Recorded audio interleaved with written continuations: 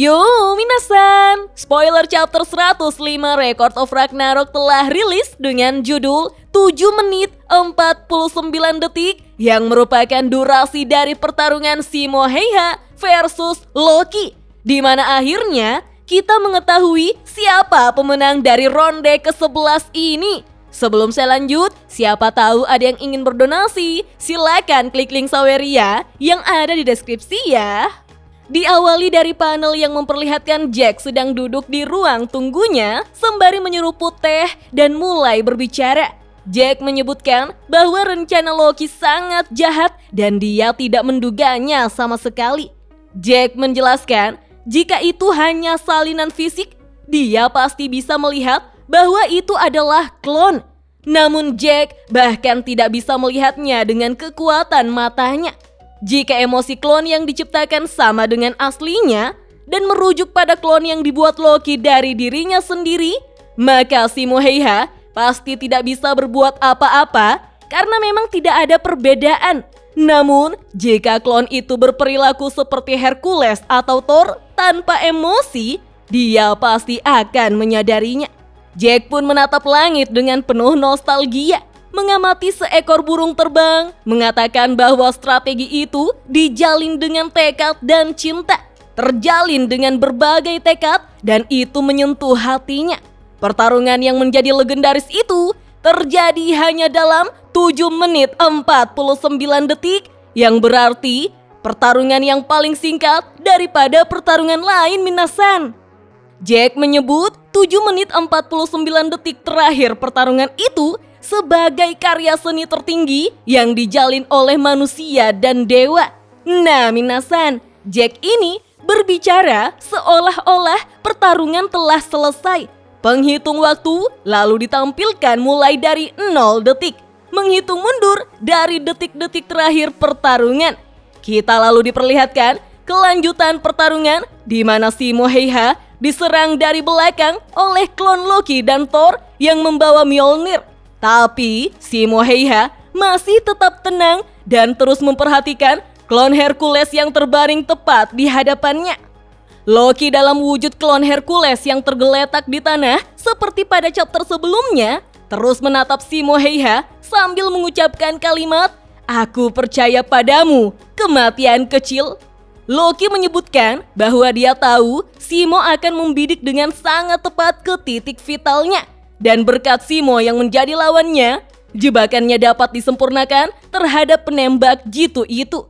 Dijelaskanlah bahwa perangkap yang disiapkan Loki untuk mengalahkan Simo Heiha dimulai saat bayangan dewa palsu jatuh. Semua orang mengira Loki sudah mati, tetapi kenyataannya sesuatu yang lain telah terjadi. Siapapun tidak menduga jika Loki mengenakan tubuh Hercules seolah-olah itu adalah kostum. Saat serangan dilancarkan, jelas Simo Heiha dengan levelnya tidak akan mudah terkejut oleh serangan mendadak.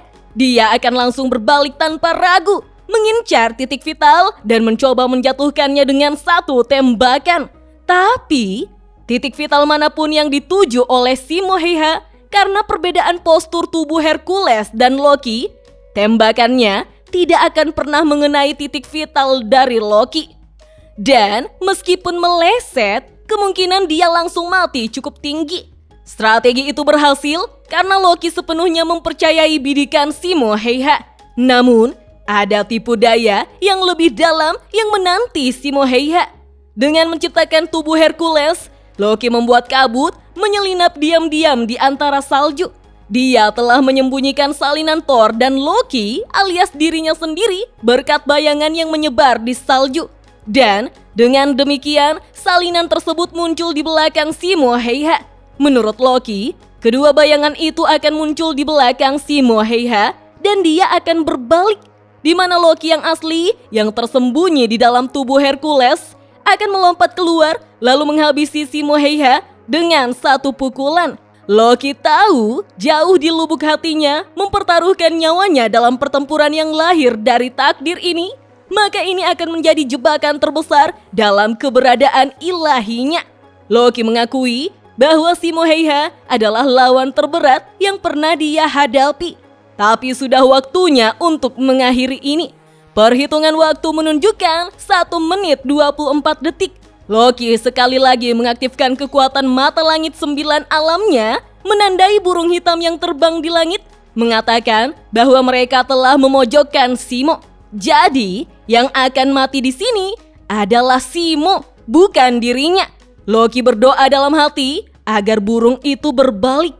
Ketika waktu menunjukkan 3 menit 35 detik, Loki menyadari bahwa Simo tidak berbalik seperti yang direncanakannya dan terus mengarahkan senjata ke arahnya. Loki benar-benar tidak percaya apa yang terjadi karena Simo Heiha tidak masuk ke dalam perangkapnya. Ares pun bertanya-tanya pada Hermes mengapa Simo tidak menyadari Loki yang datang dari belakangnya dan terus membidik mayat Hercules. Waktu menunjukkan 4 menit 58 detik, di mana Loki mulai panik ketika melihat Simo menyadari bahwa dialah sosok Loki yang asli. Loki bertanya-tanya, bagaimana bisa Simo Heiha mengetahuinya, terutama dalam situasi yang penuh tekanan seperti ini? Apakah dia telah membuat kesalahan dalam situasi ini? Siapa sangka Simo Heiha mengaktifkan fakta kematian dengan mengorbankan pankreasnya atau dalam bahasa Finlandia disebut sebagai haima. Simo berkata, aku tidak akan salah, aku ingat rasa sakit karena telah mengambil nyawa.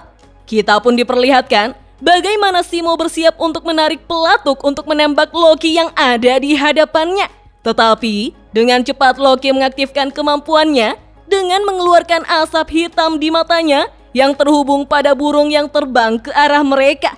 Loki menyebut Simo sebagai monster menjijikan atau monster sialan dalam pikirannya.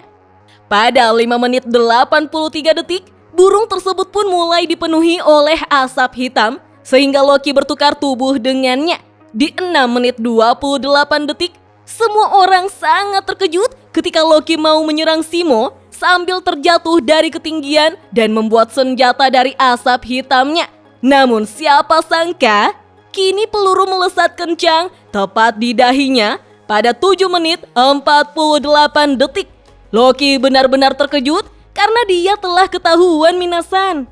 Loki dengan panik melemparkan senjatanya pada Simo, namun kecepatan peluru Simo lebih dulu mencapai Loki.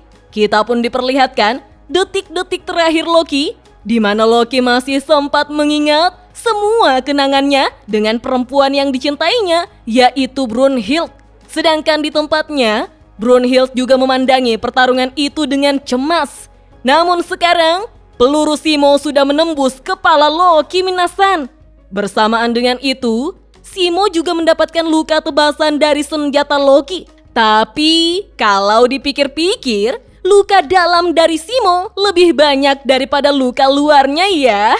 Loki pun terbaring di antara putihnya salju, sementara Simo mulai tertunduk dan langsung jatuh juga minasan.